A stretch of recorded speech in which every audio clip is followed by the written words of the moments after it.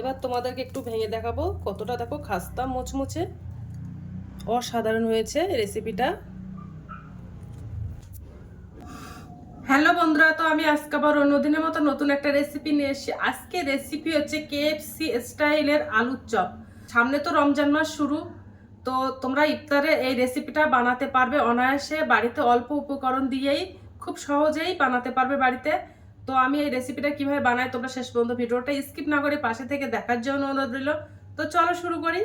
দেখো, প্রথমে আমি একটা প্লেট নিয়ে নিয়েছি, ওর মধ্যে আমি এক বাটি ময়দাটা দিয়ে দেব। এর মধ্যে 200 গ্রাম ময়দাটা আছে, আর হাফ বাটি কর্নফ্লাওয়ার দিয়ে দেব। এবার আমি ওর মধ্যে হাফ চামচ লবণ দিয়ে দেব, হাফ চামচ লঙ্কার গুঁড়ো, হাফ চামচ আদা রসুন বাটা,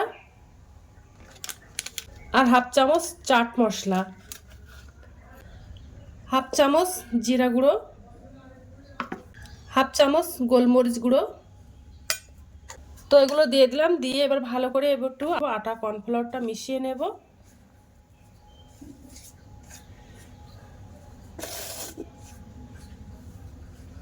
এবার একটু হালকা জল ছিটিয়ে দেব।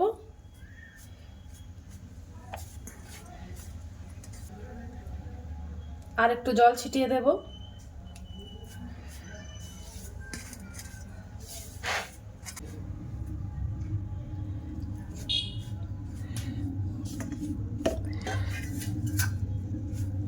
জল ছিটিয়ে ছিটিয়ে আটাটা মেখে নিয়েছি।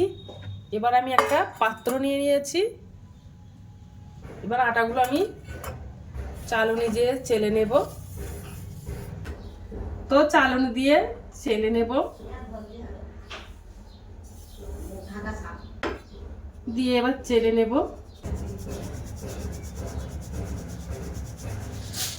তো দেখো, চালুনি দিয়ে চেলে এই দলাগুলো হয়েছে। এবার আমি একটা পাত্রে ঢেলে নেব।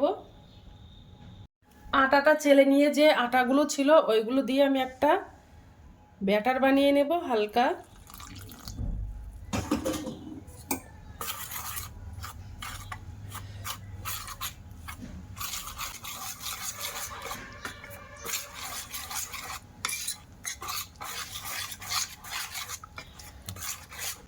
দেখো, আমি একটা হালকা ব্যাটার বানিয়ে নিয়েছি।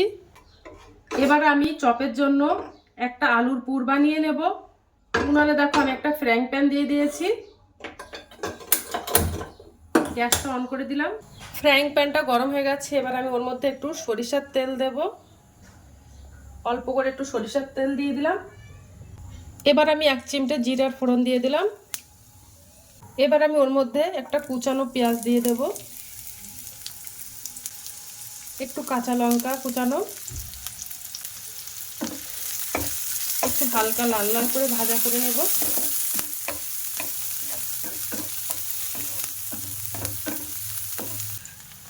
হাফ চামচ আদা রসুন বাটা দিয়ে দেব, দিয়ে একটু লাল লাল করে ভাজা করে নেব, যতক্ষণ কাঁচা গন্ধ ভাবটা না চলে যায় ততক্ষণ। ওর মধ্যে একটু হলুদ গুঁড়ো দিয়ে দেব, একটু জিরা গুঁড়ো, একটু লঙ্কার গুঁড়ো, আর একটু লবণ দিয়ে দেব, দিয়ে একটু নাড়াচাড়া করে নেব। তো মশলাটা বানানো হয়ে গেছে, আর আমি আগে থেকে 3টে আলু গ্রেট করে রেখেছিলাম। তো আলুটা দিয়ে দিলাম।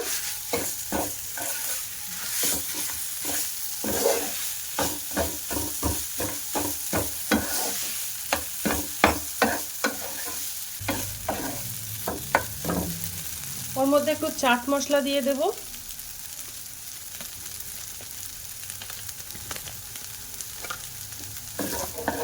দিয়ে ভালো করে আলুর পুরটা বানিয়ে নেব।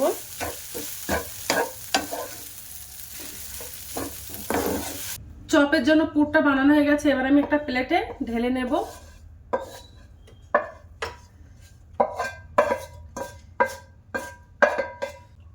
এবার একটু ভালো করে চটকে মেখে নেব।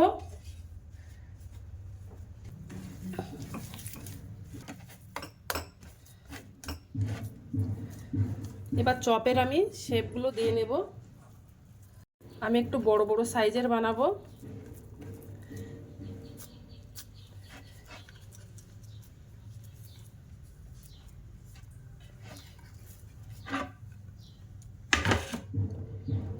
প্রথমে আমি একটু লম্বাটে মতো করে নেব।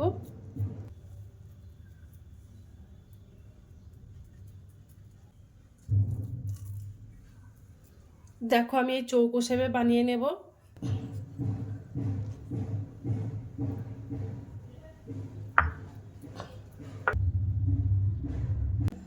বাদ বাকি চপগুলো আমি এইভাবে বানিয়ে নেব। তো দেখো চপগুলো সব বানানো হয়ে গেছে, এবার আমার চপগুলো ভাজার পালা। প্রথমে আমি একটা উনানে কড়াই দিয়ে দিলাম।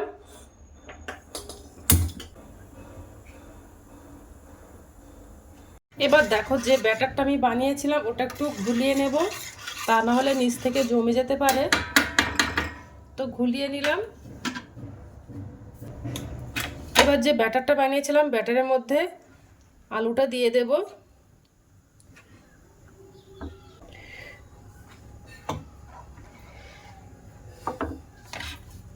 এবার যে আমি কোট করে রেখেছিলাম, এবার আমি ওর থেকে কোট করে নেব।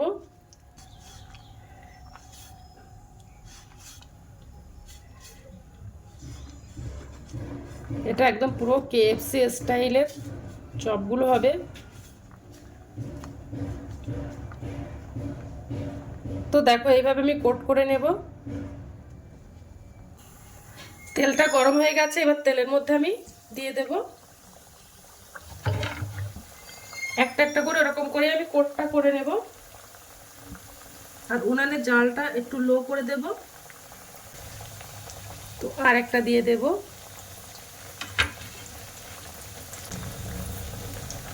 তো আগে যেটা দিয়েছিলাম ওটা একটু উল্টে দেব। আর উনানের জালটা একদম লো করে দেব। খাস্তা মোচমোচে হবে, খেতেও ভালো লাগবে।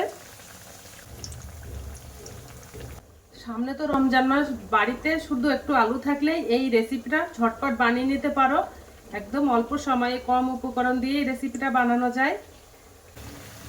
তো দেখো কেএফসি স্টাইলের চপ বানানো কমপ্লিট হয়ে গেছে, এবার আমি তেল থেকে তুলে নেব। চপগুলো সব ভাজা করা হয়ে গেছে। এবার তো দেখো চপটা বানানো হয়ে গেছে, কত সুন্দর হয়েছে। দেখো কতটা সুন্দর হয়েছে, এটা কিন্তু খেতে কিন্তু দুর্দান্ত লাগে। একদম কেএফসি স্টাইলের এই চপটা বানিয়েছি, তোমরা একবার হলেও বাড়িতে বানাতে পারো। এটা আমি আলু দিয়েই বানিয়েছি, তোমরা চিকেন দিয়ে বানাতে পারো এইভাবে। তো একটু খেয়ে দেখবো যে কতটা টেস্টি হয়েছে।